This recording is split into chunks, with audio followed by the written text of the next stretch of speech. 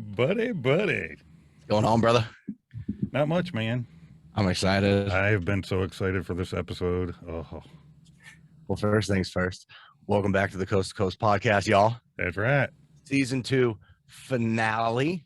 Yes. Final episode of season 2. I'm excited. Before we get going, like, subscribe, comment, share. Click on the link tree. Go buy some stuff because we be po. Anyhow, dude, I don't even. Let's just go. All right. I'm so excited for this. Let's just do it. So, for all you who have watched, you notice the last 2 episodes, me and Brandon been all uppity talk about the state national stuff. Yes, we have. And we're probably half correct. So, we've decided for a finale, we are going to bring on 2 guys that are part of an assembly. They're going to help us out. They're going to explain some things. And we may lead on to some more of this stuff going on into season 3. Oh, yeah. So stay tuned because there's going to be some information coming right at you. Right? Say yes. Yeah. Say yes. Dude, I'm stoked. So real quick, about 8-9 months ago, coming up on a year, I just happened to stumble across a TikTok video that was on this exact subject. And then I went down a rabbit hole on that individual's page and I researched it a little bit for, 2, 3, 4 weeks or whatever. And then finally told Nick about it. He hit the ground running, right? We're fast forward to today. And I'm super stoked because I think we're going to get a whole bunch of information that neither of us knew or understand or even knew was out there. And hopefully we can answer some questions for not just us, but, people in general. So, before I bring them on, I just want to say tomorrow morning, I notarize all my paperwork. Attaboy. And once it's all notarized, it gets recorded and I'm on my way. Attaboy. Dude, you're so much further in the process than I am. I'm jealous. I'm jealous. You know me, man. I get excited about something. What the hell? So, turkey. We have 2 guys. They are from New Mexico with the New Mexico Assembly. Every state has their own assembly with coordinators and all that. We got James and we got Dominic. And they're going to come on. And this is come on in, gentlemen. That's right. There we go. Hey, guys. There they are. What's going on, guys? We are so glad to have you guys on here. Oh, hell yeah. We're excited to be here, man. Thanks for inviting us. Yeah, man, we talked about this the last 2 episodes, just what little we know, and we're probably wrong on most of it. We were wondering, we're like, should we be saying this? Just to start, if you guys want to kind of give your name again and what you do or what part of the assembly you're in or when you started yours or whatever, give it a little background. Sure. So I'm the coordinator for the American States Assembly for New Mexico. And I corrected my status 2 years ago, this coming August, and really jumped into the assembly, with my feet running and got involved in, like y'all, spent as much time as I possibly could, between working and family and life, just to get a grasp on the information because it is vast and the fraud is deep. So it takes a while for it to click. And I'm excited to start this conversation because I've been volunteering with the New Mexico Assembly for the past 2 years and trying to get us organized here and getting people oriented and back on the land. And what about you, Mr. Dominic? Or Mr. Vince, I mean. That was Dominic. Yeah, he's Dominic thing. We're brothers from another mother. Both Italian. I'm from Jersey. He's from New York. Just like you. That's right. Dominic's from Syracuse where Rai is. Oh. Yeah, so basically I grew up in New Jersey. Like I tell people I grew up in the shadow of the revolution. I grew up within 50 miles of most of the battle sites where Washington, he lost most of his battles. But it was very common for me when I was growing up to be driving around and see placards everywhere saying Washington slept here. He was here during this campaign. He did this here and that happened here. So I grew up in the shadow of the revolution, and my father had a passion for history. So we would travel a lot to Williamsburg, Virginia, all over the Eastern Coast where all the Revolutionary War battles were fought, mainly Boston. Went to Boston several times. So awesome. I was raised with a real appreciation for American history and freedom. Went to Philadelphia, which was very close to where I grew up. A lot of times stood in the Constitution Hall, and it's a very small room, and you can imagine there were 3 people from every one of the 13 colonies, about 30 people in this tiny room, and they spent the whole summer, I imagine, as a child, being just caught up in the idea of these guys standing here hashing out this contract, this Constitution. And so from a very young age, I've always been very aware of the history of our country. But with the education that we all get, growing up in a public school, they don't really give you all the facts. They don't give you all the details. Oh, yeah. No. Yeah. So I joined the Navy, and I got out of the Navy with an honorable discharge and got married. And there began my introduction to how dysfunctional our government was, because I married a woman and she tried to lay a kid on me that wasn't mine. So I spent about 20 years being harassed and chased by child support over a kid that wasn't even mine biologically. And so they kind of planted the seed in my brain, like, what's going on here? I'm supposed to have rights. Right. These people are chasing me, hounding me down, and stealing my money. And it's all being done under color of law by lawyers. And so it's legit in my mind, right? I have an obligation. But what I later found out was the whole thing is complete fraud. So it began a journey for me many years ago, that finally, when I came across the American States Assembly Project in about 2017, I began really studying, kind of like I imagine you guys are doing right now. I began really studying deeply into what went wrong and why I wasn't getting the rights I was promised. And so I began reading and studying deeply. I read Anna's book, and I realized finally I found my tribe. And so April 1st, April Fool's Day, 2019, 3 years ago now, a little over 3 years ago, I corrected my status. And I just happened to land in New Mexico a couple of years ago. I ran across the assembly here in the state and joined with them.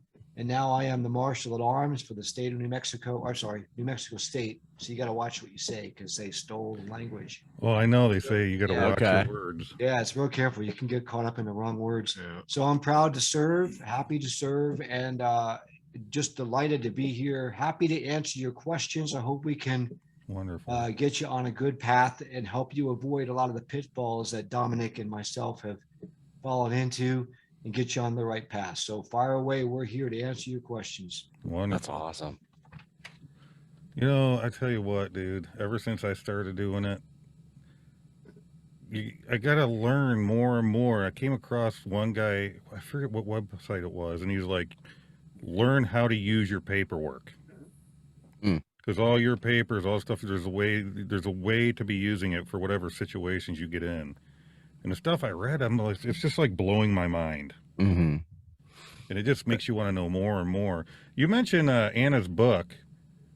Would you say that would be something that you would recommend people read that? Absolutely. Yeah, it's called "You Know Something Is Wrong When ... an American Affidavit of Probable Cause." It's available on Amazon. Anna Von Reitz, and it's when I first read it, I was kind of offended. It was like a cartoon book.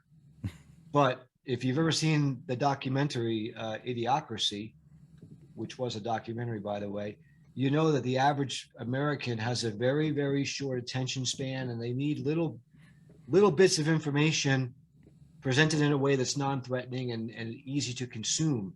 And so it's illustrated very well, but it gives you solid meat and background history that you can't refute. It's irrefutable evidence. She's a historian above all. And so I highly recommend the book. What is it? $29, $25. We'll slap that in the description. And put it in the description. And I recommend you get a copy. You can get it on the website for free on a PDF format, which is how I first read it. But I recommend the hard copy because you can make notes and Yeah. highlight things and got your own copy. So I recommend people get a hold of that book. It's the best way to get the straight and skinny of what really happened, the true story of American history, and the details of the fraud, because layer upon layer upon layer upon layer, that's all just fraud going back to around the Civil War, right? When it really started. Yeah, or a little bit Yeah. before the Civil War, they started Yeah, to erode kind and of break before. things. They started breaking Mm. down. Real good job, people. Yeah, so I recommend that book to everybody. So what do you think, Brandon? You got any questions before I start spewing? Yeah, can- you'd mentioned a website where people can go to get a copy of the PDF if they don't necessarily, let's just say, have the means to make the purchase from Amazon. Could we get the name of that website? We could plug it into the description Yeah. as well. People can go there. If you want to type it out and share Yeah. it from your screen, https://TASA dot American State Nationals dot is it org? It's org, right? It's org. We have both org Yeah. and .com. Either one will work, Okay. and that'll take you to Fantastic. our website, which is phenomenal. Who does our website? Some guy did this. Tony one. on California. Yeah, Yeah. guy in California does a really great job with it. It's totally secure. He did some high level website security, so he's a real qualified guy. And it's a virtual encyclopedia of information for anyone, whatever level you're at. You can click on a tab and it'll take you right to where you want to be to start learning and pulling back the layers of the fraud that cover what you think you know, but Mhm. you don't really know. Fantastic. Yeah, I think I'm a little Nick is, let's just say, built different. Okay. Nick is the like, let me jump in head first kind of guy and I'll figure it along the way and everything will work out. Right. And I'm like, okay, hey, I heard about this. Now let me spend the next 86 years researching everything I can about it first. So, Analysis. Whenever- paralysis, I'm almost there. yeah. So me, I've been on the brink, right, of starting my process, so to speak, for the last 5-6 months, and every time I think I'm ready to pull that proverbial trigger, right, I come across another new piece of information. So I'm wondering if maybe, since we have you gentlemen here, if we could possibly just like start at the beginning, so to speak, right? Like maybe we can get a history lesson, if you will. I think that would be fantastic for the viewers out there. Maybe we could start with, what does it mean to, quote, correct your status, if that makes sense? Yeah, I can. Well, I think we want to explain why. Why do you even need to do this? Because we've never been taught the way our government was set up. And the biggest issue that number one, that we're facing as a people here in the United States is that we've all been shanghaied and moved to a different jurisdiction basically from the time of our birth. So we were moved out into the jurisdiction of the sea, admiralty jurisdiction of commerce, contract, and misidentified as a British territorial citizen through the birth certification process. So the moment that was done, no one was there to claim our nationality based on the state that we were born in. And so people now think that we are just a conglomerate, single entity, the United States of America, that's our country. But that has never been the case at all. We've just been unaware that our political status, our sovereignty, our rights are based on the sovereign states that we were born on, the land and soil. That's the way it was set up. That's what was, if we're going back to the beginning of the revolution and winning the revolution and the treaties, the colonies, the United Colonies, became the United States, the estates, and that's where all the sovereignty lies. So to understand what an American state national is, as opposed to a U.S. citizen, it's going back to understand how our country was intended to operate, and really still does operate. It's never disappeared and never went away. It just hasn't been used. We didn't know it was there because we were told something different and never taught, and thought that this was who we were, U.S. citizens or citizens of the United States. So the most important thing at this point is to declare our status as an American, as we claim our estate and from where we were born, and then return our name from the sea, from commerce, from corporation status, from all that, back to the land as purely American. Because if you're caught up in that other world, then it's really difficult for you to actually exercise your rights, enforce your rights, and not be misidentified as something other. That, if that makes sense, because all the courts, police officers, the Congress, they can misidentify you. And so that's why the declaration, like, you're declaring, this is my intention. I know the truth now. I know this is who I am. And so I'm going to declare my intention to you that I am an American. I am American state national. I was born here. This is where my sovereignty, my rights lie as a man or a woman. And then if I ever choose, because it's always, because here in the United States of America, we have the provenance, basically the history of association and disassociation. That's what they did in the Declaration of Independence. So at any point, if somebody wants to change their political status or take on a different citizen status based on employment, you know, our men and women in the armed forces, they're United States citizens by employment in the armed forces. So it's not like it's a bad thing. It's just it's a political status to mark what your allegiance is, or what if you have to take an oath, or if you're serving something. A citizen means they're serving something. So a citizen, a United States citizen, is serving the United States, and the United States is an entity, and they're in control of it's a British territorial control of the military. The problem is we've been kicked back and forth because the municipality of Washington, D.C. also has their own citizenship status. Citizens of the United States. None of those statuses, and here's the kicker and why it's important, none of those statuses are protected by the constitutions. Correct. They do not, those people do not have, those persons, correct myself, do not have the protections and guarantees of the Bill of Rights and all of, and that stuff. They're the subjects of it. Right. They're not sovereign. See, that's just amazing. That's one of those things, like, after you make a statement like that, you just kind of have to follow it with, hashtag the more you know.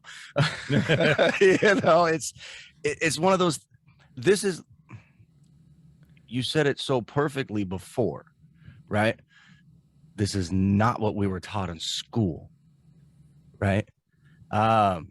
In school, we get all kinds of things. I mean, I remember going back to when I was just knee-high to a grasshopper, when we still said the Pledge of Allegiance, right? Most of them don't do that anymore. My son, I think, is lucky enough to have gone to a daycare facility for the last few years where they actually taught that still, right? So I was super proud at his graduation from preschool, because he's starting kindergarten here in a couple weeks, when they actually said the Pledge of Allegiance. I didn't even know that that was something he was working on in school, but I'm like, holy cow, this is amazing, because it's not something that you hear, right? And I think personally, I think that's something that's super important, because it goes back to, I don't want to say necessarily patriotism, right? But our ties as an individual to the land. Something like what I just mentioned, you know, Pledge Allegiance for me has always been a solidifying thing, right? This is me. This is where I'm from. This is where I belong, because of the fact that I was born here. And then we hear something like what you just said, right?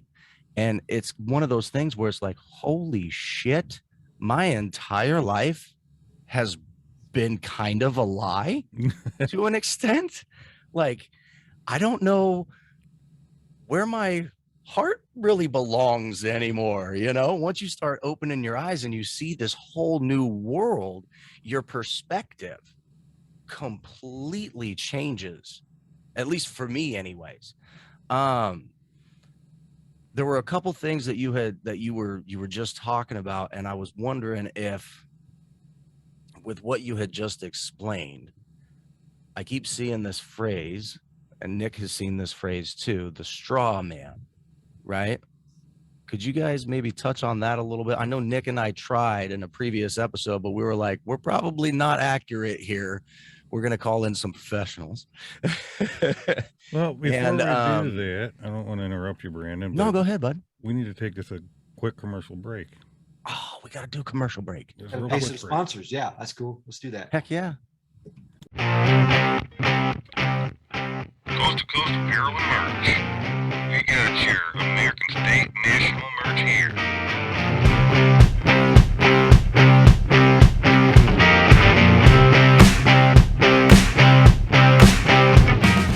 Jump on board and get yours.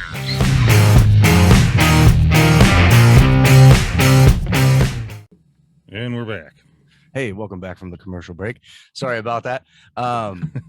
Before we did that, I kind of asked a little bit about the straw man, and if maybe you guys could explain that a little bit for maybe the folks who are hearing it for the first time, or maybe just recently heard it and are trying to figure out exactly what that means. That goes to the root of the fraud. Basically, we're all born with what we know now to be a common law name. In my case, it's Vince James.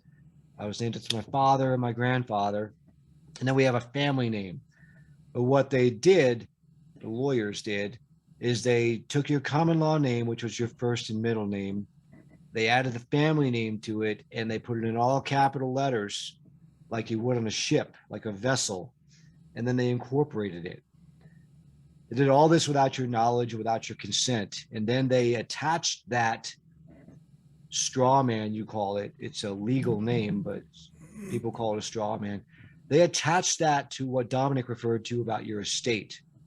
The Constitution is many things, but it is primarily a trust indenture, where the founding fathers and the people who fought the revolution, fought, bled, and died, they wanted to pass on to all of us, the posterity they talk about in the preamble. They wanted to pass on that inheritance, and they wanted to make sure you received it the way they fought and bled and died for it. That's your estate, okay? You own that. You were born, that's your heritage. If you're native born on a state in America, one of the states, myself, New Jersey, you're entitled to that land. That's yours. What these liars, fraudsters did is they created this entity. It's your common law name plus your family name, and they attached that to your estate, which you would have inherited. And then they begin the process of putting debt. They attach all this odious debt on that name, and you never are aware of that. You're never given disclosure, and that becomes for them an economic powerhouse. They can then say, well, here's this guy or woman born on the land, we know that they're going to live probably 50 to 75 years. They're going to work a job. They're going to generate income. We can then take that economic energy, its currency to them, and we can hypothecate that. We can generate loans. And they kind of give it away when they come into your mom when she's just recovering from giving birth, and they tell her to fill out these paperwork, and they tell them it's for your child. That child's going to get, school and benefits, and if you don't do this, your child's going to be left with nothing. They're going to have nothing. But what really is happening is they're selling out your birthright for nothing, really. And then they give it to the state corporation, and they leverage that, and they generate securities on the stock exchange. And there's a website you can go to. I don't know it offhand, but you can go to it, type in your social security number, and you can see all the different investments based upon your estate. Wow. I've heard about that. I can't remember the website myself, but hundreds and thousands Yeah. all over the world, investments that are being made on your economic value. So that's the straw man. But it's all based on fraud, and you would never give it any disclosure. So what our paperwork does is it claims back not that trust, not that what they created fraudulently, but it takes back your right to use that name, and it basically uncovers the fraud that has been going on in the background quietly all these years that you never were given full disclosure about. We at the Assembly, we don't talk much about, or we don't really encourage people to try to access that trust because it's not yours. It's technically, legally owned by whatever state corporation started that. What we emphasize is that we want to point out that there's a crime, there's a trespass that took place here that day when that state agent, a doctor or a nurse or a hospital employee came in there and gave your mother that form to fill out, and she put the name on there and the date of the birth of the child. We want to emphasize the fact there was a crime that took place that day, a trespass. They had no right to go in there and get that information from your parents and create that estate in your name. They didn't do it with clean hands. It was done under terms of fraud.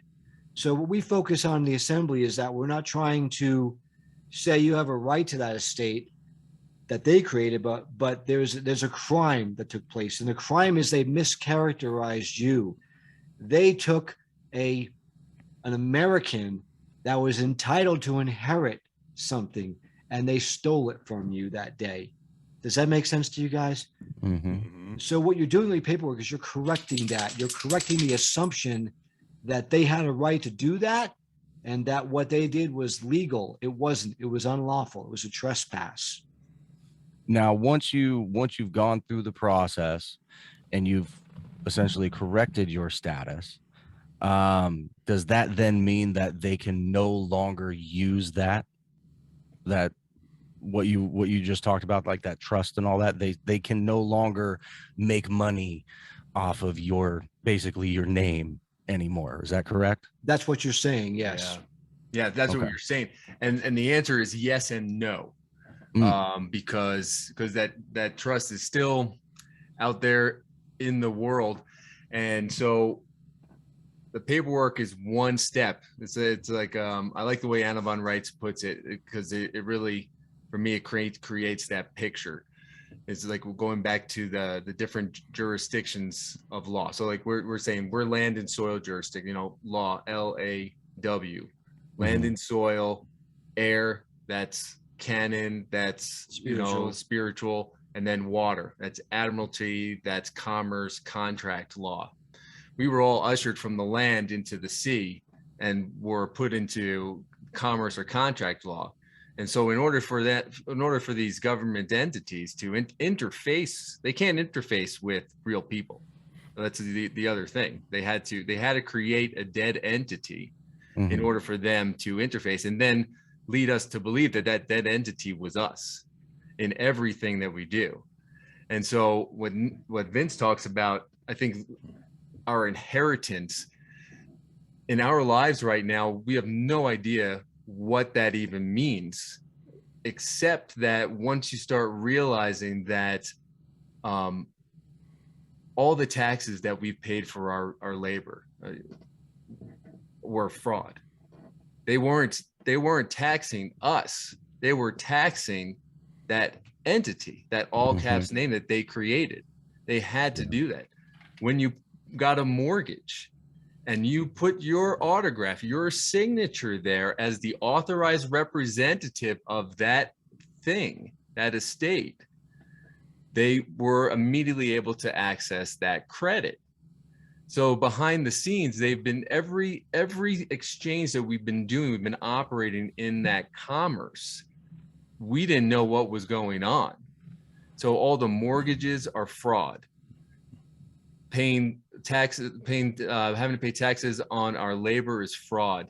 Having to pay taxes on our property is fraud. All of that's fraud. So the inheritance that we were supposed to be owed is never were supposed to be paying taxes. They stole it on our and compensation. loaned on it, yeah. Yes. They stole it from us, and then they put it up as collateral on loans to benefit them, and left us with the bill and left us with the taxes to pay. So it's fraud upon fraud upon fraud upon fraud. It's never ending. Every time you sign your name, you create a negotiable instrument. Yep. And they can hypothecate that. And under fractional reserve banking, they can loan 9 times the value of what you authorize. So if you apply for a bank loan for 10 grand, they can go out and do it 9 more times. That's crazy. So when you sign your mortgage, they get paid right away. Then you're paying on it. Plus they loan out 9 times that amount.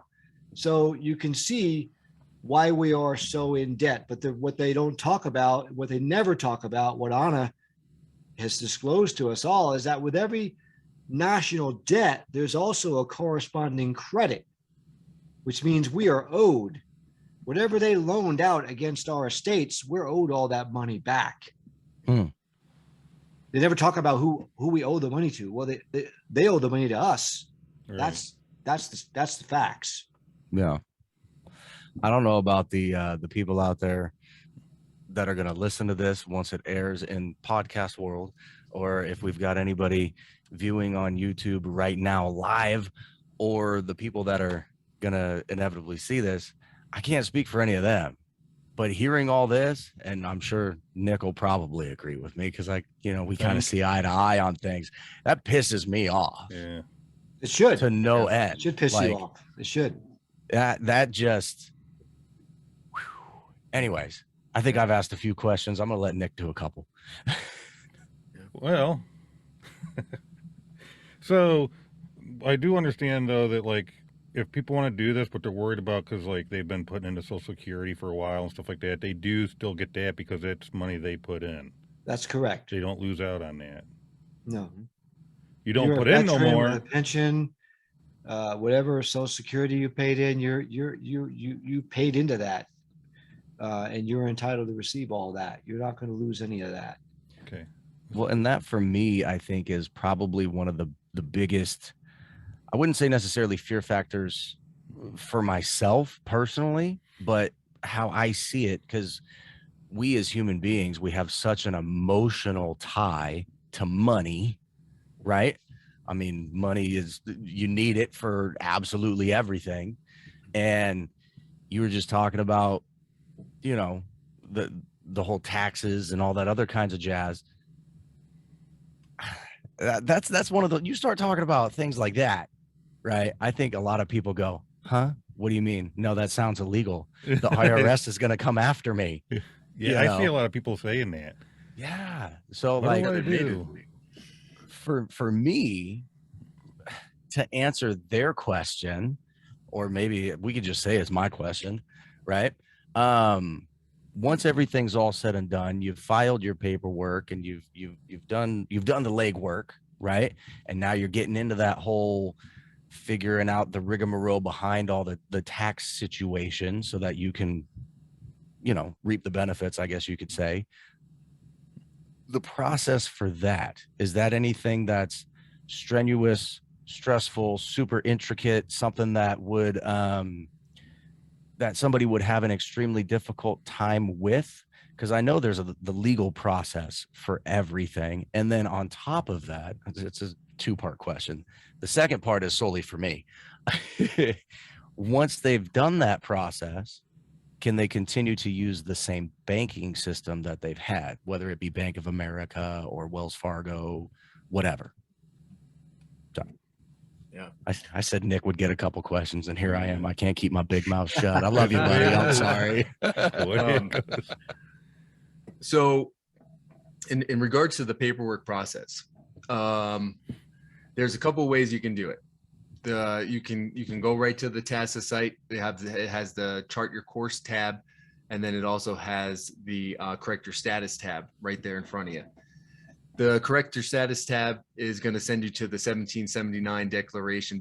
We call it basically the one pager, and basically it's your declaring your intention and claiming all of you from the moment of conception.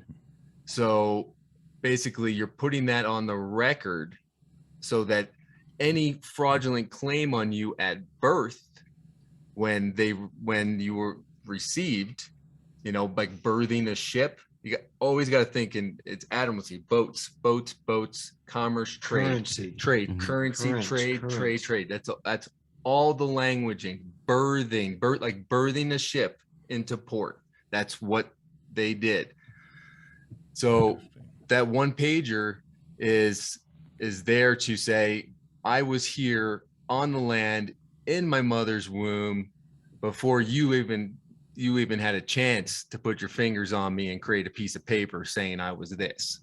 And so it's you're done. You're back on the land. It's your declaration. You send it out to the Secretary of State of the federal government. You could send it to your Secretary of State on your state. You can send it. You can record it on the land in your county to make sure that it's on the record there. You can put notice in your newspaper that you've done this, and you're saying, I'm here and I've done this. The other one is the 928. It's called the 928 bundle because it's multiple documents. And the importance of those, and they can be done piecemeal over time. They can be done all at once, the 1779 and the 928s. You can do it on your own for free. The editable templates and the tutorials and all the instructions are on the TASA website.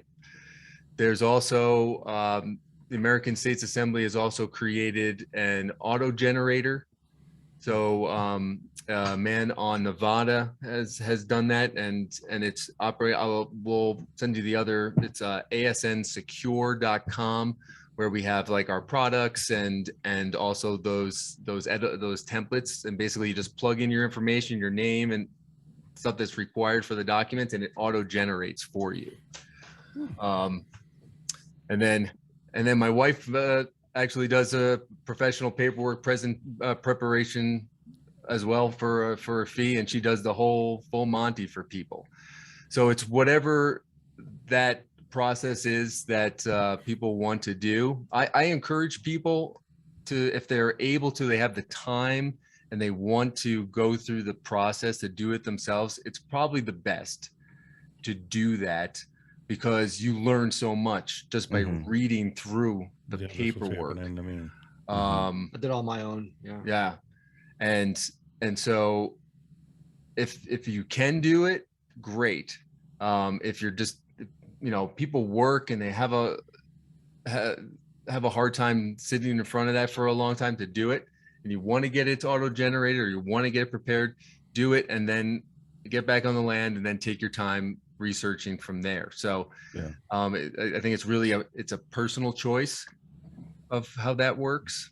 And then in regards to banking and your driver's license, like those things in your lives, at this point, we don't advocate that much change in how you're banking. The only thing I advocate is a local credit union, just because they're a bit safer than the big banks at this point. And at the assemblies, we don't advocate you surrendering your driver's license until you feel confident in your own standing that you'd be able to handle yourself and be able to engage with an officer on the side of the road without getting into trouble. So those little adhesion contracts and those little things they want to attach themselves to you with is really, I don't know, it's like little gnats. Once you start moving forward, that you have to just swat away and kind of weed through, if that makes sense. Baby steps. Yeah, baby Yeah. steps. Yeah. Don't try to bite off more than you can So- chew. Don't put yourself at risk. You know, your Question from a viewer. What are some things, if any, that will prevent a person from changing their status? Well, if they're not Obviously, been- United States citizen, right? You know, Yeah. I mean, I get, yeah. if they obviously that's the weren't first born rule. here on the land, if they weren't born here on the land, and they haven't been naturalized, and they were naturalized, that would prevent them from declaring their status. And they have to be here in the States too, as well. They can't be living in a foreign country. Like they can't have been born in New York, but they're living in Japan and they've been there for the past 5 years, but they want to correct it. They have to be here in order for them to do it. Other than that, work for the federal government. well, if they work for the federal, they can correct their political status. Yeah, I mean, if they're in the military, if they work for the federal government, because when you can have dual citizenship in our country. I mean, it's just you can claim your American state heritage as a national of a particular state. But if you want to work for the federal government, you can do that. The only thing that you can hold both of those statuses, be an American and have that citizenship, like people that work at the post office. By day, they work at the post office. They're a U.S. and when they go into that office or they get into that postal truck, they're a U.S. citizen and need to adhere to all the rules, regulations, codes, statutes of that government. When they clock out and they're done, if they're an American state national, they're an American. So speaking of federal employment, I know that if a person has a felony, that's usually a deterrent from getting a job with them. So does that apply as well if you have a felony? Having a felony and correcting your political status? Well, correct. Yeah. No. The only thing is if they were an immigrant. Okay. They for 7 years, they could, if they want to correct their political status for 7 years, they could not have claimed any assistance or committed a felony within the first 7 years. Gotcha. Of them being here. And does changing the status change anything about your employment along the lines of military service, active service, or federal employee? Has you noticed any fallout from that? Anyone has done that or that you know of? Because I know I've got a lot of friends in the military, a lot of federal employees that I work with on a day-to-day basis, actually through my company. And I know Brandon's familiar with that kind of line of work. And so does that affect federal them? contract? Yeah, federal. Does that affect them as far as their one of the things I think that people worry about is what's the aftermath? If I do this, what am I losing? Yep. What am I going to have to work through to maintain the status and my employment, or do I have to change my job, especially if we're talking about a federal employment situation, that kind of stuff, and what are the cons of doing this that people think are cons, but aren't really, because we're talking about becoming a sovereign person, right? I mean, that's more important than some losses you might suffer in my mind. But to get over that hump and distill that worry, what are some of those that you will lose? For example, is Medicaid and Medicare one of the things you would lose? Obviously, that's federal government, so that kind of thing. No. No.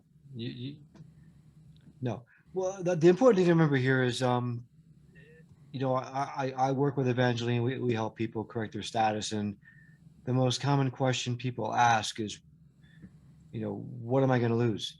Right? There's a lot of fear of loss. Well, I like to try to get people thinking about what you're going to gain. You're going to gain the right to govern yourself again. We're real big on self-governing. And that, to a lot of people, they don't know what that means. They have no idea. You have to take care of yourself. You got to pull yourself up by your own bootstraps. And if you're dependent, if you have a lifestyle of dependency, this is probably not for you. Because if you're looking to go fill out a government form and get this money, get that money, get this benefit, get that benefit, your mind is not free. Mm-hmm. You're still looking like a slave. You're still acting like a slave. You're looking for a handout. Reliant on the system that exists. Yeah. Our system is the money system is based on fraud.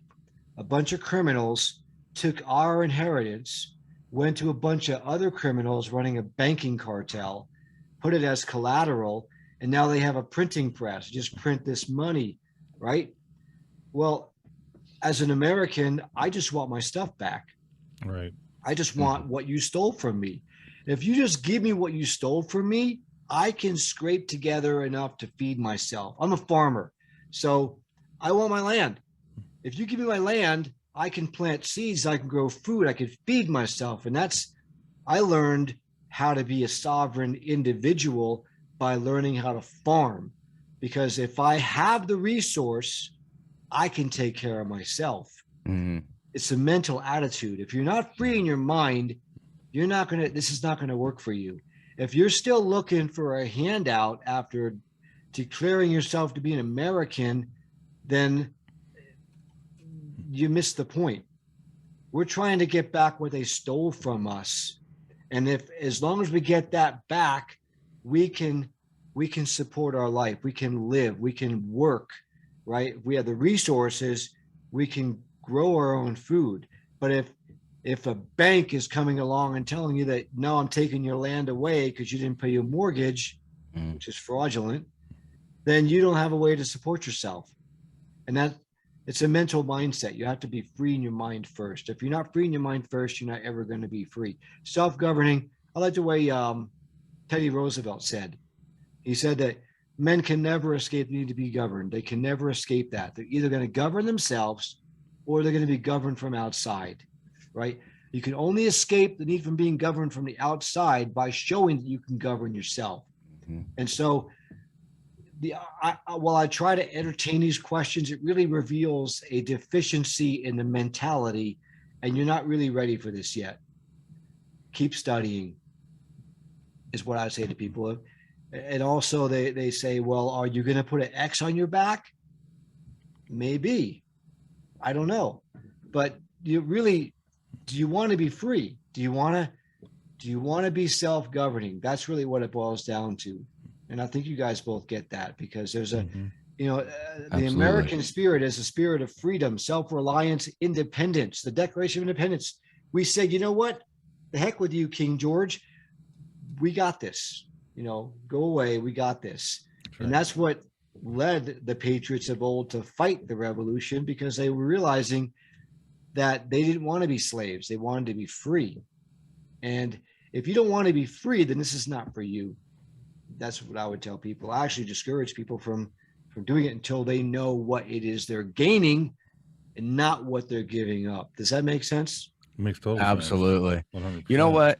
If what he just said doesn't motivate y'all to at least go check out this website, I don't know what will. I really don't. Yeah, I mean that. Shifting gears. Yeah, they stole your inheritance. They stole your inheritance, and they took it from you under terms of fraud and non-disclosure, and then they said, we got this certificate here that is attached to a piece of what the founding fathers fought, bled, and died for. That's worth X number of dollars. Let's go get a loan on that, right? They did that to your estate. Do you not care about that? Do you not care about the fact these people stole from you? They robbed you. They lied to your parents, and they took a piece of the American pie. And they went out and went to the bankers and said, give us some money off of this. And then while you were still sucking your thumb making doo-doos, they went and made money off of you. I don't want that to continue. I want to stop that. I want my shit back, and I want to make a living out by the sweat of my brow, and I want to be self-governing. Those are the people we want to meet. We want to talk to. We want to talk to the people that want to set the record straight and say, no, you never had the right to steal that from me. That's my stuff. Give it back. Now that I have it back, I can be an entrepreneur. I could be a farmer. I can do what it is I'm supposed to. I can create wealth, because our brains applied to the resources what creates wealth. Right. All these bankers did is stole the shit and made money off of it. That's all they did. They didn't do any work. Did they? The only real work I think that was put into it was to make us all think that it's perfectly normal. Yeah. Everything's good. Don't worry. Don't look at the man behind the curtain. Yeah. Right. Hey, we're gonna take another commercial break real quick, and then we'll be When we right come back. back, And I we'll, got two wrap things it I up. want to talk about the paperwork.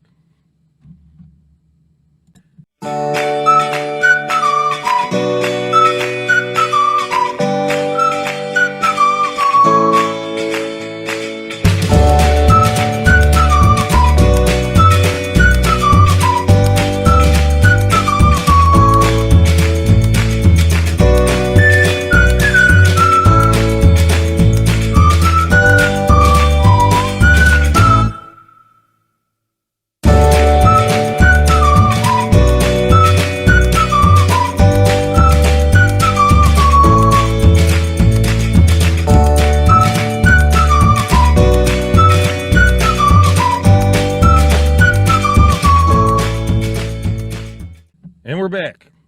We are back. This is very interesting stuff. Dude. And I love it. I'm having so much fun just listening to you guys. I So- really am. Great chat. The passion that you thanks. both have for this is amazing. And they're eager to answer the questions. Oh, yeah, I want to answer that question. There's been like a major influx too. There seems to be like something happened. I don't know, maybe it was Biden inflation, but the interest in what we're doing has just been over the top lately. I've noticed on the I blame Facebook pages, TikTok for people are popping everything. in. I started mine. Somebody accidentally joined our Smule group and said, I started my process. And I'm thinking, you're in the wrong group. What are you doing in That's this Smule awesome. group? That's fantastic. So getting back, I want to bring up something that was, because come back when you guys kind of talk about what you're doing when you get your status, as I notice as I'm doing my paperwork, one of the things there's two things they make you do I find interesting. Is one, you put a red thumbprint on part of the end of your name, and then they have you put a little C copyright because you're actually trademarking your name so they can't touch it, Correct. right? Correct. Yes. Yeah. One of the most important things to understand is your autograph is everything. The way you sign contracts, the way you sign anything is you're declaring who you are. So if you just, when you just go into a bank and you sign a check that you got with just a signature, nothing there, as opposed to signing it with your copyright and all rights reserved without prejudice, you basically said, I've claimed ownership of this. You can't take my signature and securitize it and use it for backing for whatever you want of some undisclosed part of the contract that I wasn't aware of. And so you're putting a restriction on that. And so it's really important because, I mean, that's how they've gotten away with so much of this stuff, is us not understanding the power of the signature, the power of them being able to take that and misidentify it and place it and utilize it to access credit from an estate that they created so that they could. And it's crazy because when I'm doing the forums, they have you're basically putting in all the different ways they might use your name. You don't just put you put Nicholas David Fire, Nicholas D Fire, ND Fire, like all the different, none of these you can touch. Yep. It's pretty specific. Yep. Those are mine. I've reflagged them. They're not operating in commerce anymore. So My from then private on, once you're done, I was thinking this. So once you're done, from now on, when you sign, do you do that copyright thing, or is that just for that paperwork? Nope. Always. Always put that Always. in there. Everything. I'll give this an example. So we just recently moved, and so I had to get electric service, and so I went to the electric co-op and filled out the application for a request of service and signed it with my autograph, copyright, all rights reserved without prejudice. Come back to me 3 days later and say, well, we're going to need you to refill this application out, and we need an unrestricted signature. And I was like, so I went back to him and I said, it's like, well, why do you need an unrestricted signature? Is there something in this contract that I'm not aware of that's not being disclosed to me that you need to use? You need to use my signature for something else. What rights are you reserving? What of my rights are you reserving? What are you going to use this with? And so I'm right now I'm still in a back and forth with them. I've gone up to, I guess, the executive secretaries in the company, but those are the questions that they've just gotten. So these corporations have gotten so used to just utilizing our signatures to do something with, because it doesn't prevent. I mean, I thought I was just going into a contract to get electric service. I didn't understand. I don't see why I need to give you a carte blanche signature to get electric service. I need you to explain that to me. That's a red flag if I never saw one. Yeah, totally. Well, so when I hear that, what are you doing? when I hear that, it makes me think of whenever you download a new app on your cell phone, all the permissions that you have to give said app. You know what I mean? Yeah. That's kind of what it sounds like to me. Like, okay, so I downloaded app X, right? Why does app X need to have permission to access my microphone and all the pictures on my phone and my contact list and my emails and all this other jazz? Why? It's so I could, take a note of something super quick on the fly. Like, that's kind of where my brain goes with it. We're talking about a signature and you're going through all this rigmarole. Why? That just brings into question all the things you might sign. You're going to start finding all these different groups and companies that are doing something, because they're going to be like, can you undo that? I need to be able to use your name, please. Right. No, Yeah. actually, Right. you can't. It's an eye-opening experience. It It's is. like all of a sudden you realize they were doing something you weren't aware of with your signature. Sir, I'm going to need you to change that signature to one that we've seen a million times, because we can't take a loan out on you. Yeah. When you do that. And it's empowering at the same time, Wow. because now it's like, now I'm like, okay, so can you explain to me why you need my signature to be a certain? I really want to know what's in this contract or what's not disclosed about the use of it. And so, it puts it's like, well, we're kind of doing, well, maybe, so they have to explain that now. Well, and that's one of those things too, that leads to the point of whenever, and I've always done this, but whenever you're going to sign something, read it first, including the fine print, because you never know. I mean, how many times, going back to the cell phone thing, how many times have we all downloaded an app on the phone and we, here's our terms and agreement, here's our privacy policy, here's this and this and this and that, and we're like, yeah, sure, I read it, I just want to play my game. How most people today are just like, they don't have time, they don't have patience. They said they hand you that freaking contract for your cell phone and you don't even look. It's like, yeah, just give me my phone, man. Exactly. I gotta get on Facebook. Exactly. So the only other thing I want to mention about it is the 928 part, like the land and soil that people might not know. We don't own our shit, even though you think you own it. We do not own it. By going through like the land and soil stuff, you are now taking what is yours and you actually own it now, right? Because that is like huge. Your name is your property. Your body is your property. And then going through this process, like what Vince, our heritage, our property is our property. right now we don't own our property. If we're paying taxes on the property and we're having to pay mortgages and obey ordinance of a franchised incorporated village, county, or town, we don't own it's not private property. It's not what was intended. It's still owned. It's presumably owned by a corporation. Mhm. So you got all these people driving around their brand new Ford F-150 going, look at my truck. You don't have no truck. You borrowed Right. it. Right. Oh yeah. Crazy. Mhm. Yeah. Oh, the stuff. It's amazing. It's amazing. It's I have amazing. no idea, guys. It's Yeah. it's unbelievable the levels drip in of the bucket. fraud Yeah. that they've Drip been in the pulling on bucket. us. The thing that gets me is as I go through and as I learn things, right? It's a never ending process. You know, I've been off and on for almost the last year looking into this. Like we said earlier, Nick's a little bit further in the process. Well, he's a lot further in the process than I am because I haven't even got the paperwork yet.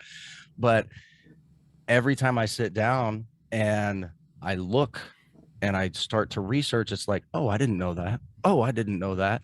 And I remember thinking back to the very beginning. I like what you said earlier. Open your mind, right? You got to open your mind Most because people, the very first time this ever came across my personal radar, maybe it was just the fact that I was so indoctrinated into the system at the time. My first thought was, well, that's a bunch of bullshit. And then I had to stop myself and go, wait, hold on. This could be a possibility, right? Go back to the Matrix. Do you take the red pill? Do you take the blue pill? How long have you been on the blue pill?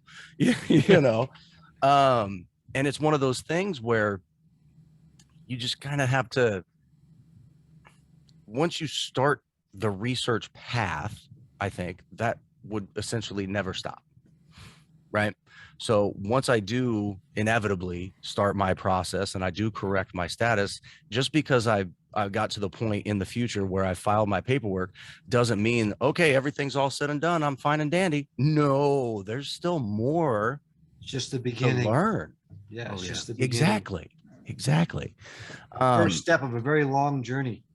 Really, the paperwork is just nothing. It's just paperwork. Yeah. It's just the first tiny baby step in a journey. For me, it's been almost 20 years. You know, so it's Real quick, and then you guys, I guess we got to get back to the occupation stuff because I know that Dominic had some stuff you want to answer more for Pierce. Mhm. I'm just curious because I've read different things. So I'm notarizing tomorrow. Once I notarize, I can record it and publish it with everybody. And once everybody has my paperwork, from that point, how long roughly before it's like my status is updated? Like how long does it take to fully process? Yeah. Yeah. Good question. Really, it's immediate. So if you're getting recorded by your recording secretary through the state assembly, or if you're going state of state and getting it recorded at your local county recorder's office. If you're going to get it notarized and go to your local county recorder's office, it's instantaneous. I mean, you're recorded. You've made your declaration. It's on the record. One of the next steps is when you send it to the Secretary of State, Blinken. So then you're notifying the federal subcontractors, the government service providers that you have declared your status as American. Then you're just sending notice to them, really. And then depending on what system New York is using, if they're using the land recording office through the Federation of States, or they're using the LRS recordings, a digital database that Sure, it's LRS, that's but LRS. So I'm not sure how long. It's basically from when your state recording secretary does the paperwork and then uploads it to the LRS in order to get it recorded on their digital database. So I'm not sure, few days maybe, or less, depends on how quick. Well, because when the lady Brandon came across that first got it out there, and she TikToked her whole process. Yeah. And she's got a link to with like stuff to Anna and all that.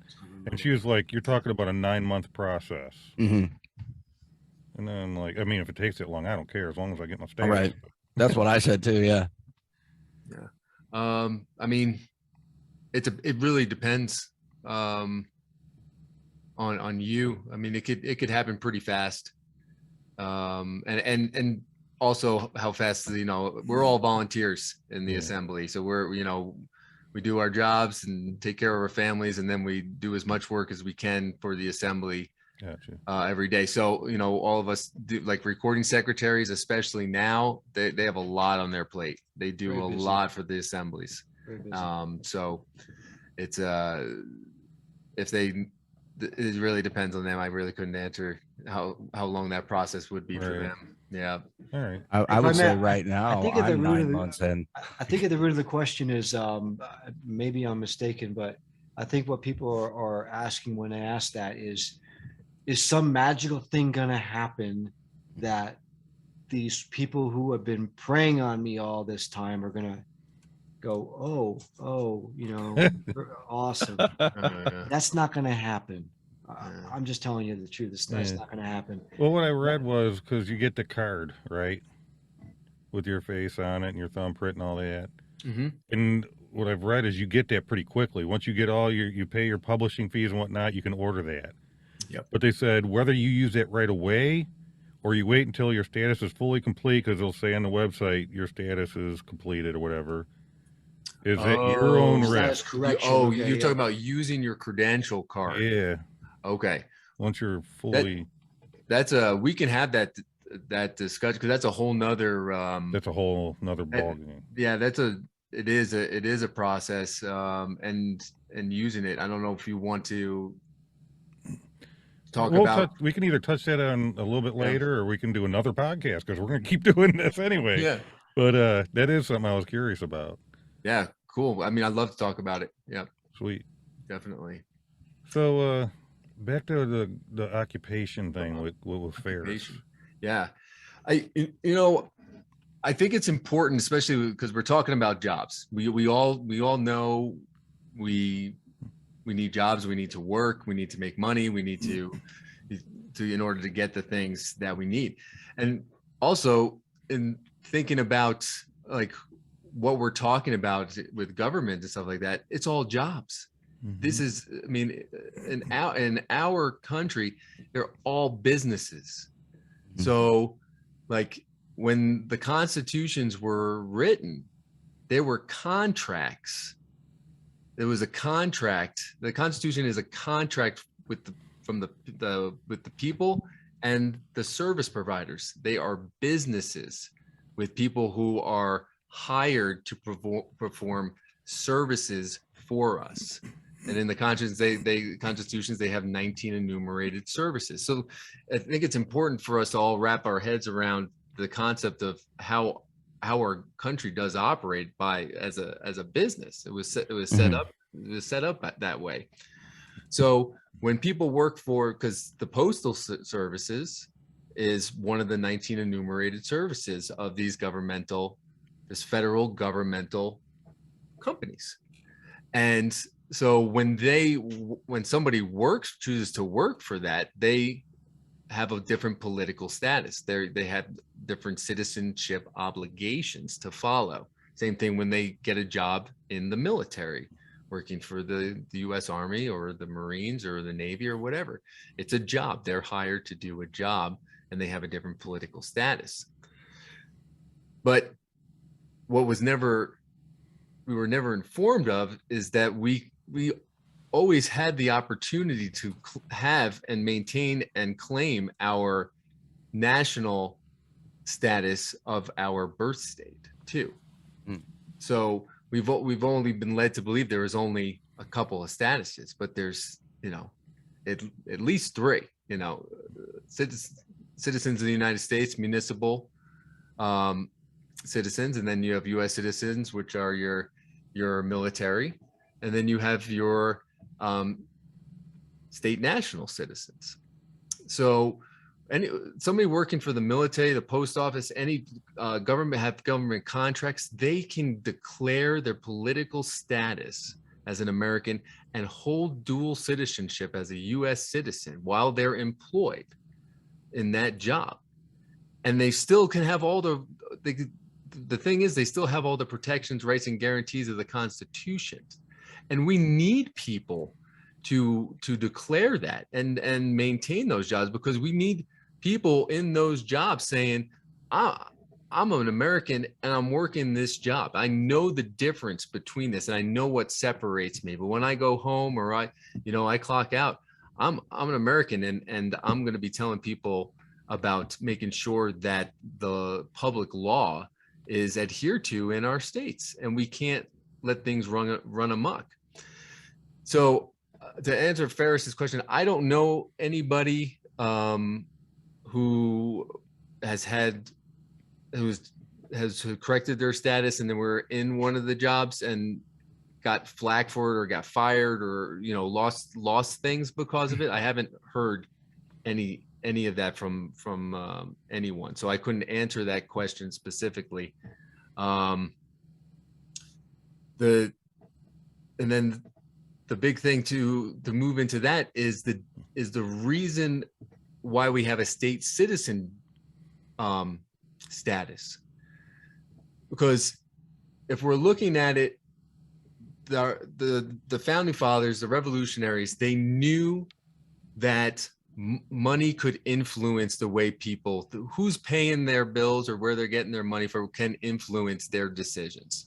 Mm-hmm. Money can corrupt. It could change the way things are. Oh yeah.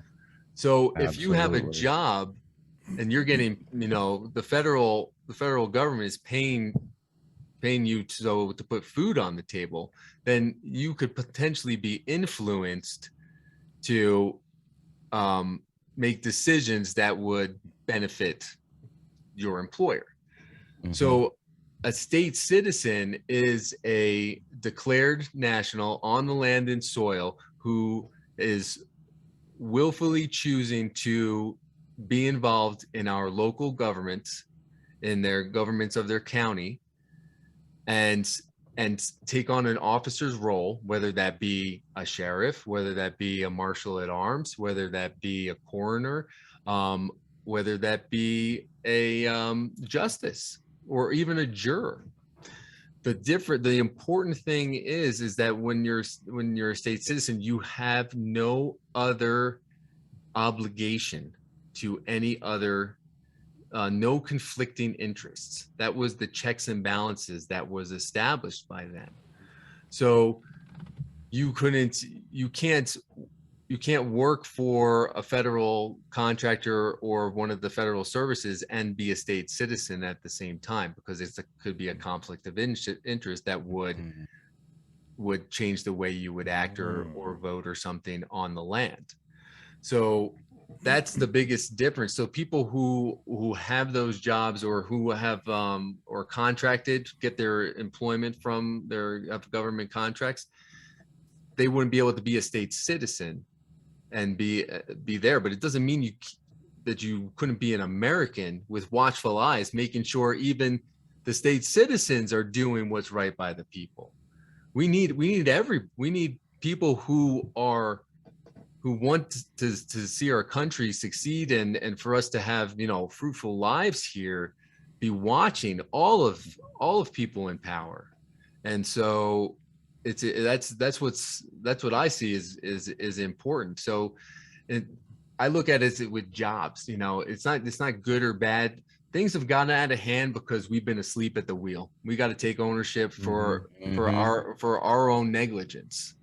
And so as people are realizing what's going on and we've allowed this to happen, whether we were, deceived and indoctrinated, yes, but there, all of us knew, people know that things are just not operating right. But we've been sitting in it, it's like the frog in the boiling pot of water. The water's starting to boil and people, starting to want to jump out. Well, and I think in 2022 specifically, there's a lot of people that are starting to, I guess we could just say, wake up, right, to how things are going. you hit it right on the nail, right on the head. Absolutely. I love this So- stuff. Dude, this is amazing. It's almost like something out of a movie. It's just so almost hard to believe. Right? It is. Yeah, it is. It's surreal. It's very surreal. It's I can hear Morgan Freeman 10 years down the road doing the voiceover for a documentary. How America saved itself. Yeah. Yes. Well, That's a and good that's title. and that's what we. I mean, that's perfect because that's what we advocate. You know, we're our own. we are the Calvary. We're our own savior. Yeah, we don't. Mhm. You know. We are who we're waiting for. Yeah, we are who we are waiting for. It's us. Oh, I love It's- that. It's the people. Yeah. Because Like I have some an good T-shirt slogan. That's what I was just gonna say. Got an idea for a shirt here, buddy. Save yourself. Yeah. Really up to Yeah. you. Man, Wow. it really is. It is up to us to stand up. And the thing about the assemblies is we have the organizational structure.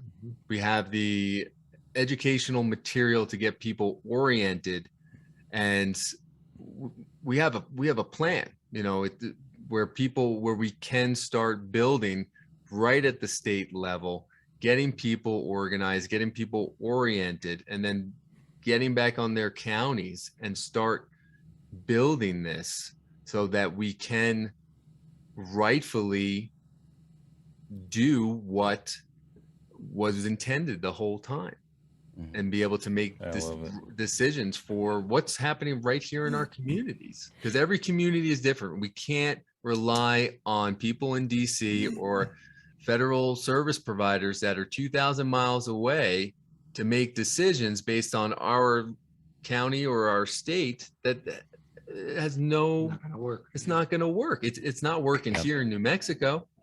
Yeah. And I don't think it's working in any other state either. It's definitely not working for me. Just saying.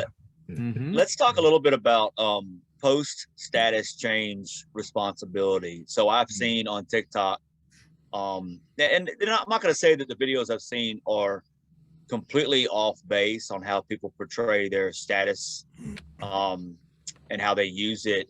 For example, the biggest thing I've seen is traffic stops. Okay. And they get to this point where they get pulled over by a cop or sheriff deputy or police, state trooper, whatever. And they tend to kind of want to throw their weight around, maybe for views, whatever.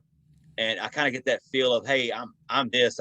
So if y'all could touch up on that aspect of it, you know, once you make that move and you complete your status change, there is a level of reverence, integrity, and status change as an American that we owe the country as a whole, that republic, right? Have y'all seen that on social media, and how does that make you feel? And I mean, I haven't even started the process, and I know that as far as integrity, I would not want to be pulled over by a representative of a government, a police officer, whatever, who's trying to uphold the law and just kind of throw that weight around. So, well, you can't touch me, you know, kind of thing. You know what I mean? Yeah, exactly. I've seen some of the videos Ferris is referencing, and it's funny because some of them, the individual getting pulled over actually utilizes quite a bit of tact, and they're very patient, and they're kind of like they're teaching, right? It's a teachable moment, if you will. And then some of the videos, and I think these are the ones that Ferris might be referencing, it's like, well, I'm not driving, I'm traveling. You know, it's the tone of voice and all that other kinds of stuff that goes with it. And I know that everybody's had to have seen those by now. yeah. Everybody has to. Yeah. It's about education. You know, you're dealing with a level of indoctrination by these law enforcement officers that is exceptionally high, and you're not gonna be able to reason with these gentlemen.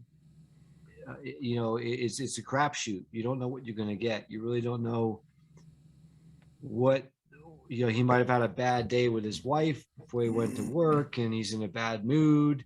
He's the level of indoctrination that you're dealing with there is off the chart. But basically, don't talk to them. You're not obliged. This is a great reference, by the way. This there's a website, commonlawyer.com. I highly recommend this gentleman's materials. You're not required to talk to these gentlemen. You're just not. That's the reality. But I'm not giving legal advice to anybody. That's why, like Dominic said earlier, don't give up your driver's license right off the bat. Don't bite off more than you can chew. Baby steps. Don't provoke that. Don't poke that bear. Don't provoke those individuals. They are trained to do a job, and that job is to generate revenue. So the best bet might be just take the ticket and sign it with all rights reserved. There are remedies to get you out of that obligation later on down the road. Don't provoke an unstable individual with legal arguments that are going to get you in trouble. We have a plan for that long-term, long range goal toward reasserting, because basically what you're dealing with there is you're trying to exercise your right to travel, but they don't see that. They see it as you're driving, and they have a right to, in their mind, they have a right to make sure that your vessel has the right paperwork and other stuff that they're required to enforce as law enforcement officers. Baby steps. I'm not encouraging, and again, it goes back to what I said earlier. If you're looking to be an American state national because you want to get out of traffic tickets, don't do this. Please don't do it, because your motivations are all wrong, right? And I don't recommend anybody join the assembly just because you don't want to have a driver license anymore. This is not for you if that's what you're seeking to do. Baby steps, one step at a time, until you're ready to walk into your police station and introduce yourself and say, hey, I'm going to be on the road in my private vehicle, and I'm about my private business. I don't want to be messed with. Until you're ready to do that and take responsibility for your actions, I don't recommend you do anything different with regard to law enforcement. But bottom line is, learn the Fifth Amendment to the Constitution that gives you the right to remain silent. Learn that. Stand on your right to remain silent. Am I free to go? Just keep asking the question over and over again, because there's a terminology out there. If you're asking questions, you're acting as a king. You're acting sovereign. Am I free to go? Am I under arrest? Just make it real simple. Don't make statements. Don't say I'm not driving, I'm traveling. Don't do that. Just ask questions. What's your probable cause, officer? Officer, do you realize that when you turned on your emergency lights, you broke a law yourself? Are you aware of that? What's the emergency? What's your probable cause? Keep asking questions. Am I free to go? And hopefully you'll get the right non-violent individual that might fly with. But it's a crapshoot. You don't know. We're not at a point yet now. These guys have gotten away with road piracy for so long that if you resist their provocations, you're asking for trouble. Mm. Don't tackle the right to travel issue until you're ready. That's like what you said about what they deal with on a day-to-day basis. Personally, I mean, at the end of the day, they're dealing with the same things we do once they take that uniform off. Mm-hmm. So that level of respect. Yeah, try to reach him as a human being. Try to contact him as a human being and try to make an impact that way.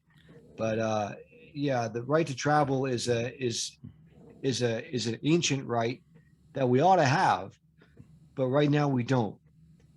We are working on a national level at the assembly to reassert that right, but there's no magic bullet, and you have to use discretion and caution when you're dealing with these individuals. they are, like I said, they're a very high level of indoctrination, and they're not going to understand what you're saying to them. They're just not going to get it. Well, that's the other thing I was going to get at. The other problem they have is they don't really understand this. They're not Yeah. taught this. They're taught the corporation style of law. Correct. And You start I talking- will confirm that 100%. I'm going to share something right now that I don't think I've shared on the podcast in the whole 2 seasons. Sheriff's Academy graduate right here, Sacramento County Sheriff's Academy graduate. 100% yes.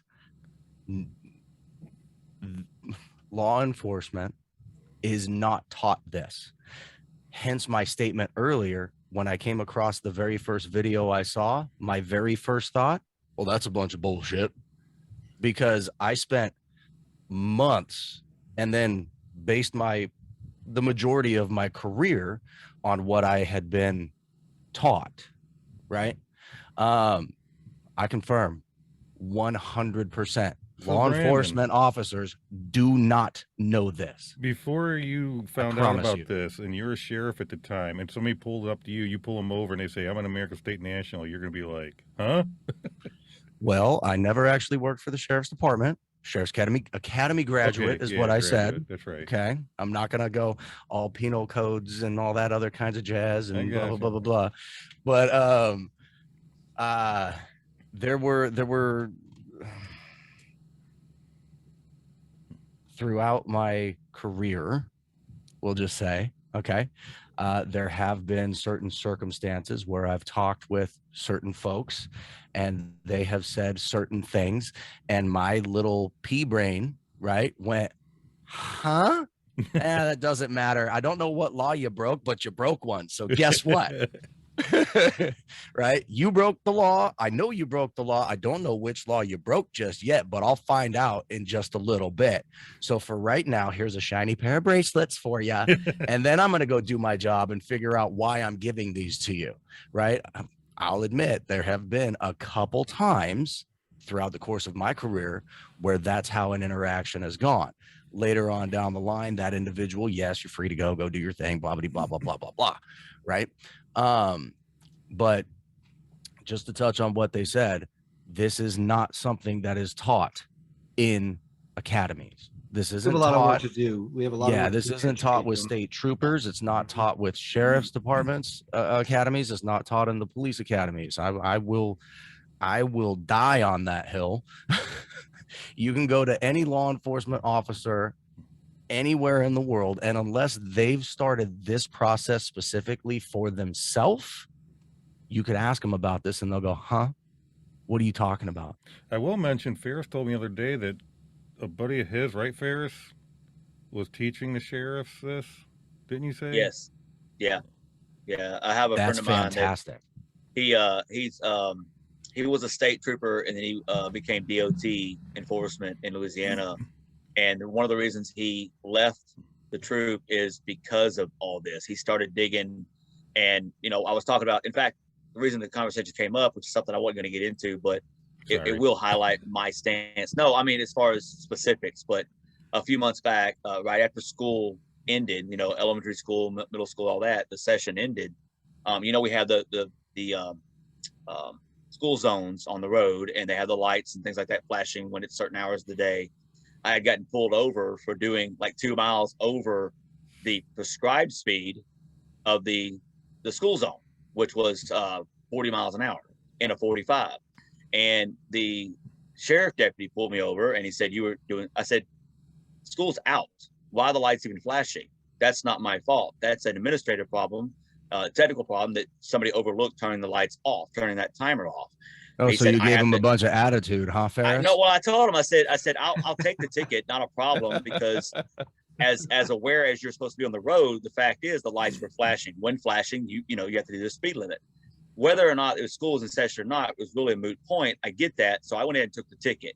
I didn't pay the ticket. I went to the court date and I argued, and the judge was like, don't worry about it. Done. Okay. So, and I think, Vince, that's to your point, you need to fight that battle in the right circumstance, not on the road where it can get heated. But I was having this conversation with this ex-state trooper, and talking to him about it before I went to court. And he's like, look, all you got to do is go to court, tell the judge what happened, the date and time. There's proof there's no school in session. You were not speeding, so to speak, right? You were 2 miles over the prescribed speed limit of 40 miles an hour, right? So, I'm sorry, 45 miles an hour, and blah, blah, blah. And so it worked out. And I got thinking about it. And I think my stance is, when you're talking about law enforcement, their job is to protect and serve. So what does that mean? What does protect mean? It means safety, right? They're to enforce safety.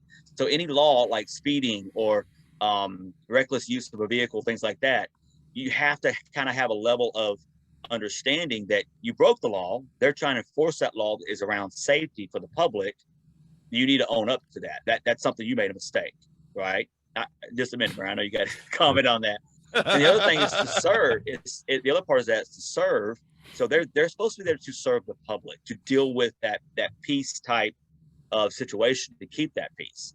So where you have to have a certain kind of respect and understanding of what you did wrong, or maybe even right, and they need to have that too. So like Vince said, there's a long road to go to try to educate that. And this guy actually is doing that. I mean, every time he stops somebody, he's like, you have more rights than you think. This is what I observed. I have to do my job as a DOT regulation enforcer. So I'm going to check your truck, or I'm going to check whatever, and then you can deal with it with the court. That's why they give you that time and go to court. So it's not like not all of them are out to get you. You know what I mean? And he's trying to educate his fellow officers, his fellow enforcers. Hey, we need to have a better level of integrity when we're out there on the road doing this job. So, I mean, yeah, I've got a pretty good resource there. So it is happening. It's just going to take a long time to get there. Yeah. One quick thing. I love what you said, Ferris. They're there to protect and safety and serve the community and all that, right?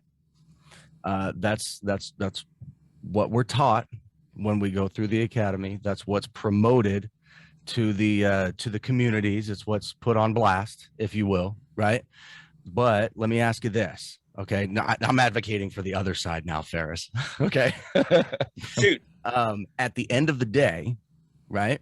Yes, their job is to, as it's been promoted, protect and serve, right?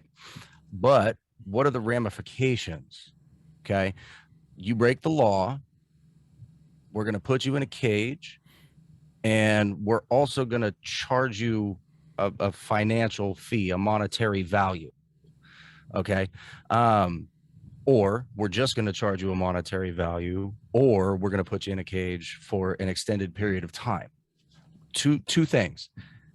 Do I put my 5-year-old son on timeout from time to time? Sure. Yeah. It's a lesson that he learns. Do I ever charge him a monetary fee?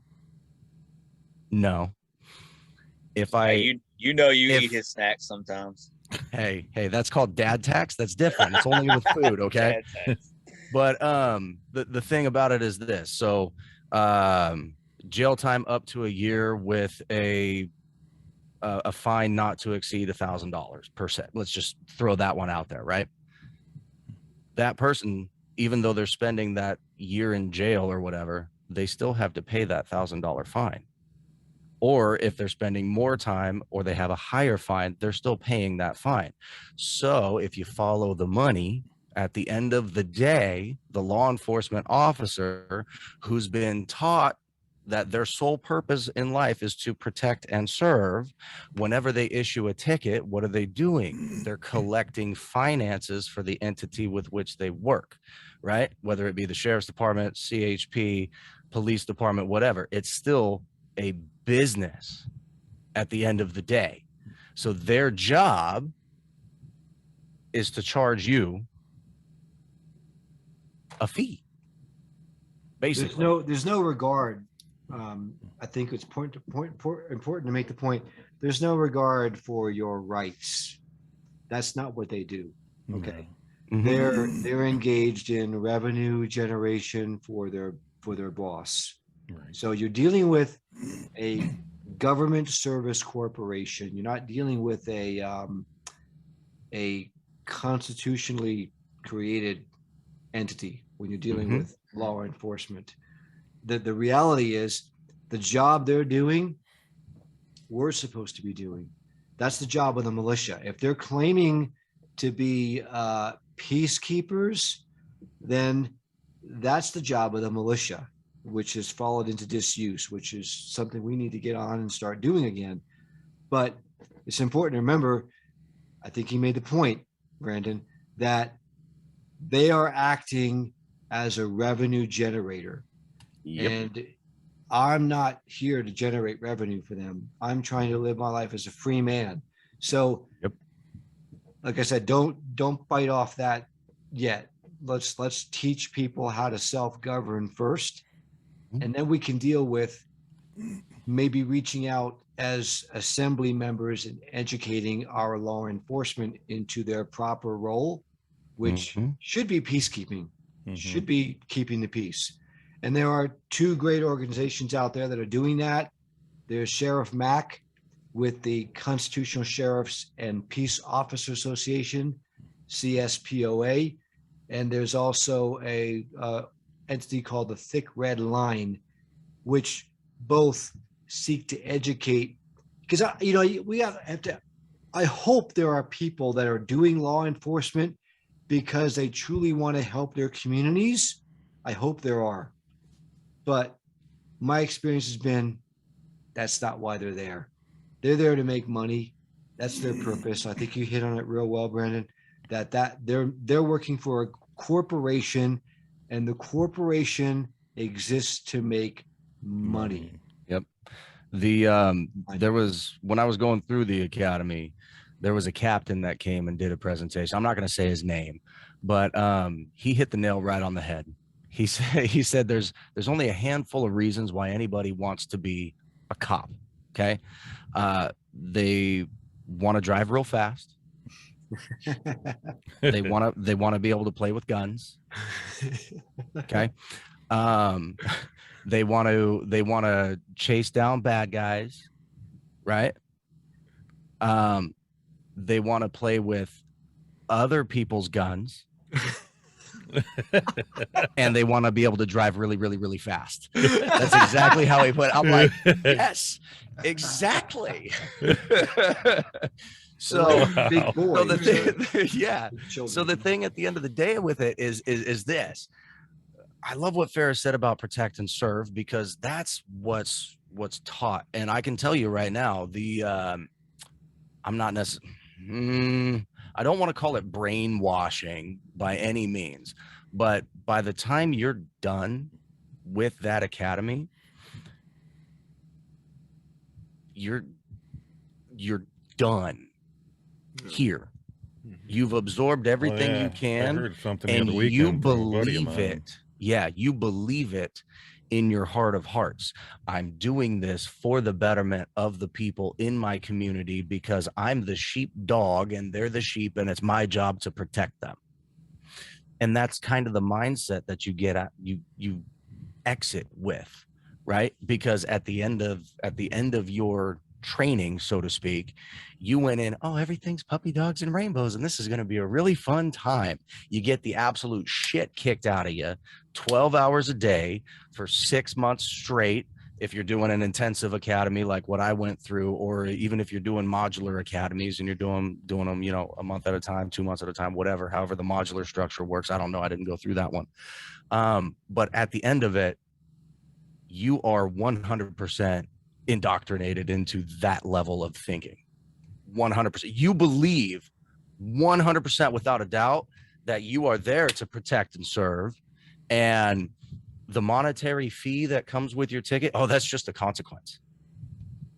So are you saying in a way that, like, when the corporation employs these people, they're trying to make you think you're doing something so you don't know either what you're actually doing?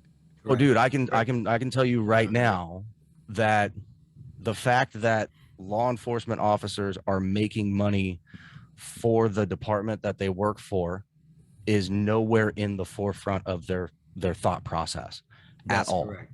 They do not see themselves, as he so eloquently put it just a moment ago, they do not see themselves as a revenue generator, but that's exactly what they are.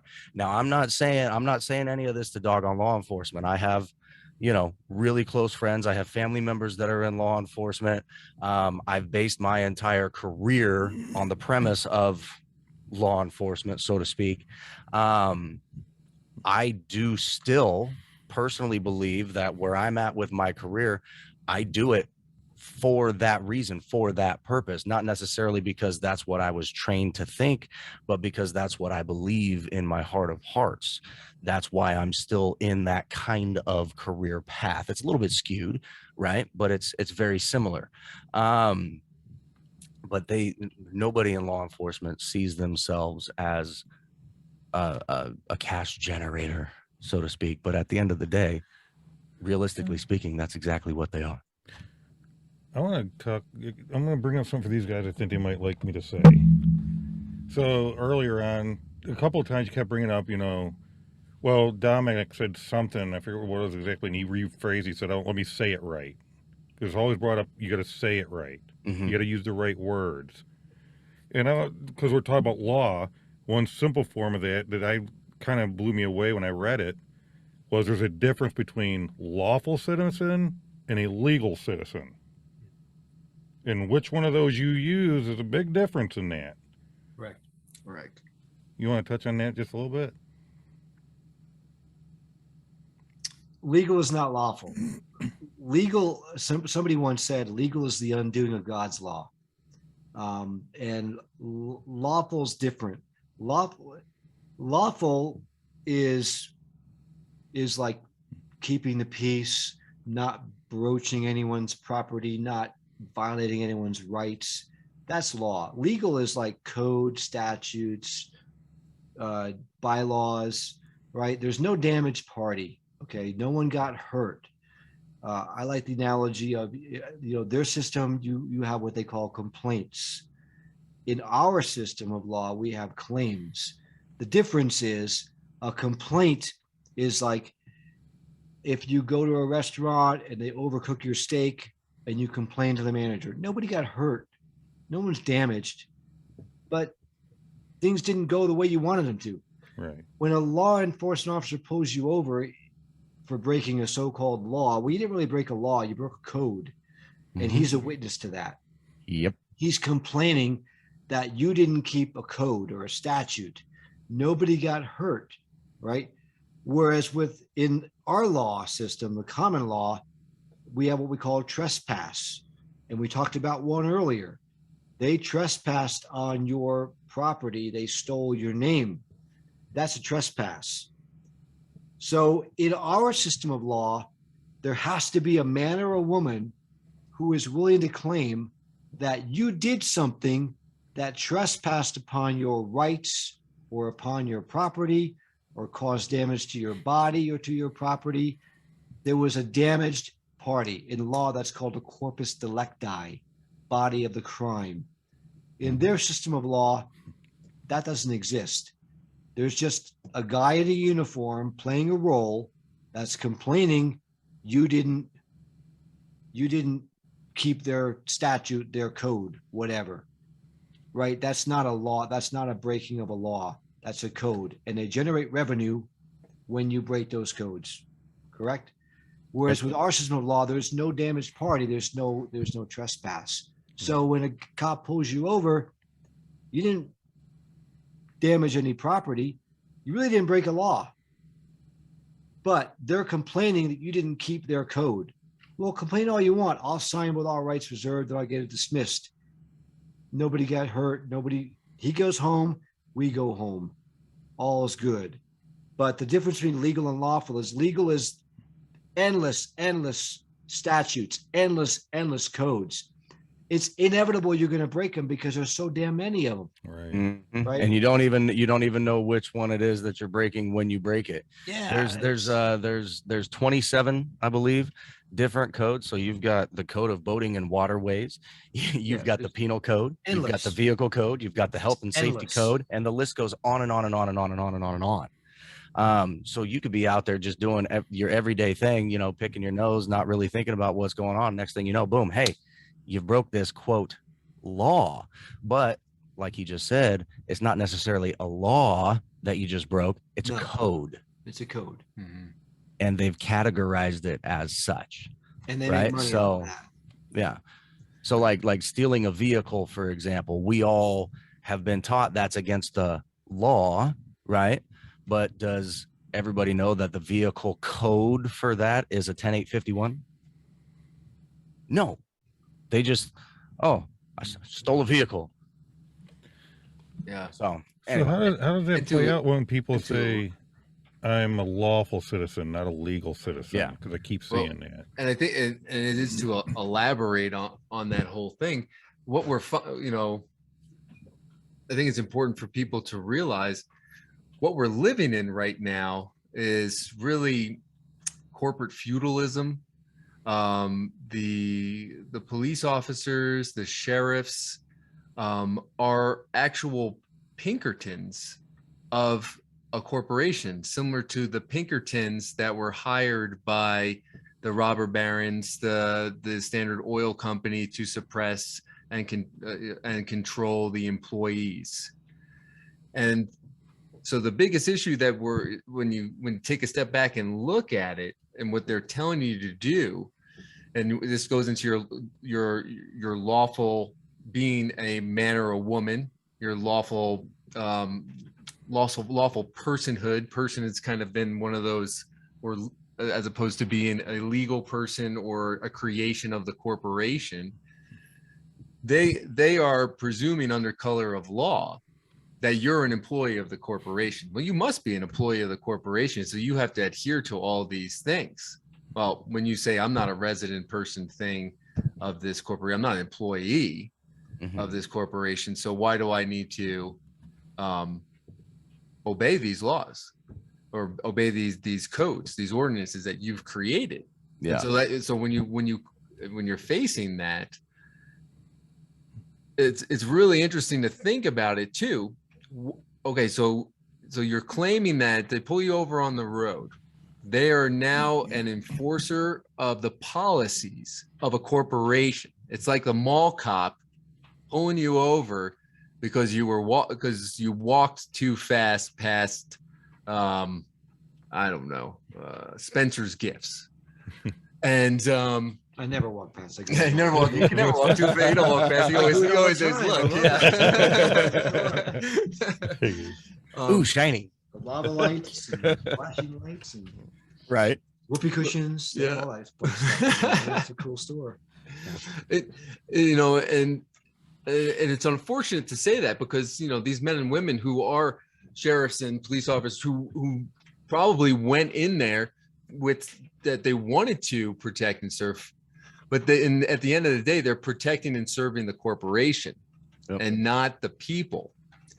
And then to make matters worse is the only way that they can actually enforce that on people is through our consent.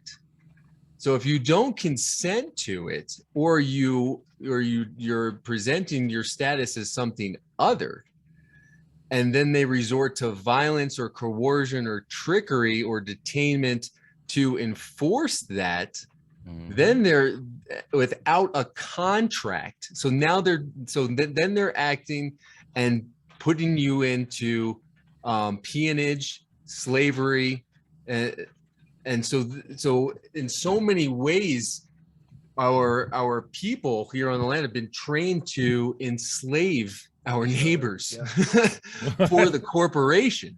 And it's crazy, because when you say I don't have a contract with this, why do I have to do this? Well, you just have to, but I'm telling you, I'm not any of those things. I'm not a citizen, I'm not a person, I'm not a resident, and here's my documentation to prove it. Here, I'll even give you a contract. See, maybe you'll here's a contract to consider, and then but if you force me into that, then you're forced, then am I your property? So I must be your property for you to be able to force me to do something against my will. Yeah. Right. And so, that's where we're at right now. Well, and that's my favorite. Mind. That's my favorite part with it, right? You get pulled over, you get stopped, whatever. And like you just said, and the officer, right, answers, because it's the law, this is the code that you broke. No. That's the code. The code not the law. Correct.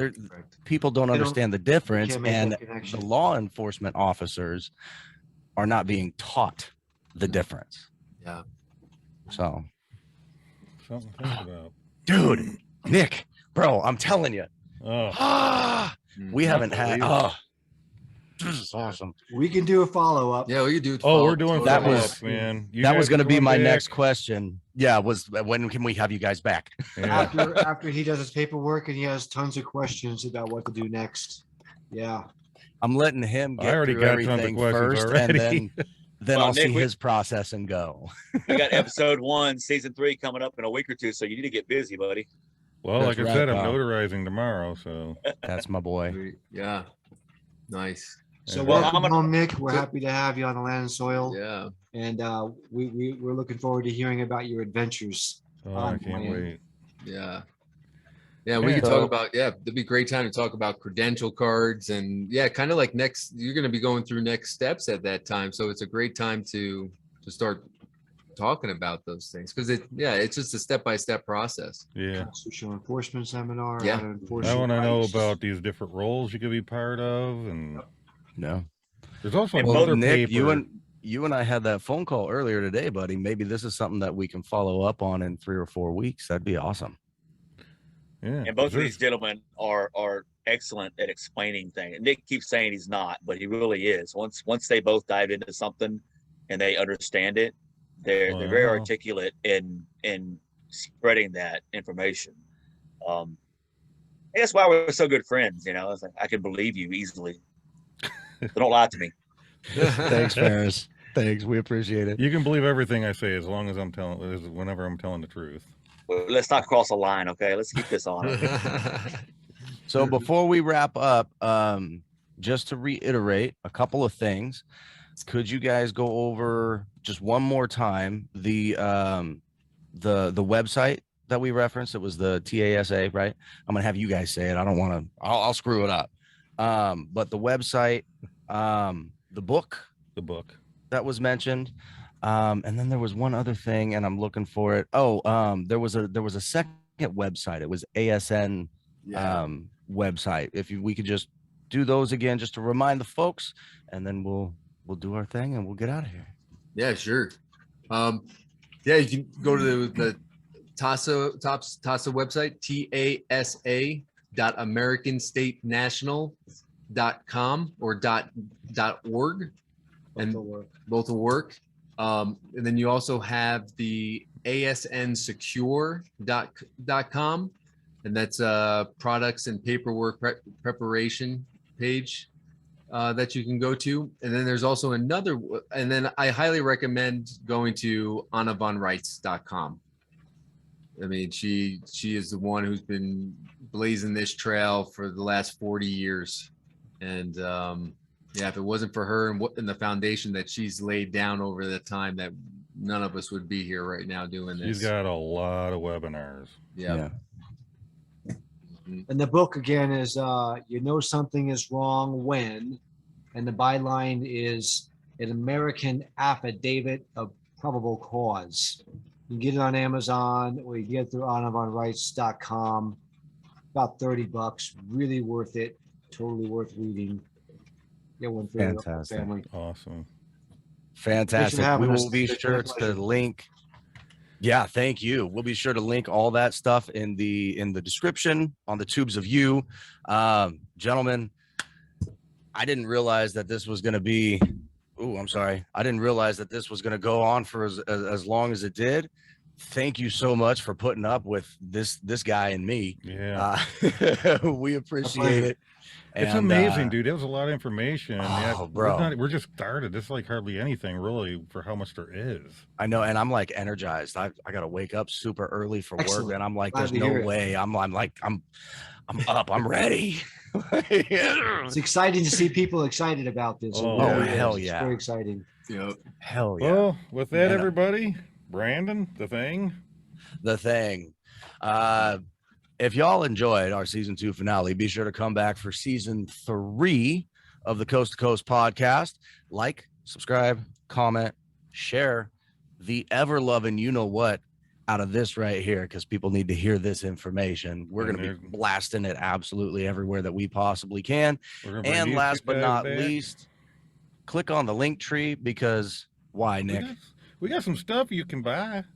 And we're poor. And it's where all kinds of stuff, all our podcast stuff is all in there. There's lots of stuff in that link tree. Yeah. Go check it out. But as always, for the last time on season 2, love y'all. Love y'all. Peace. Thank you. Bye.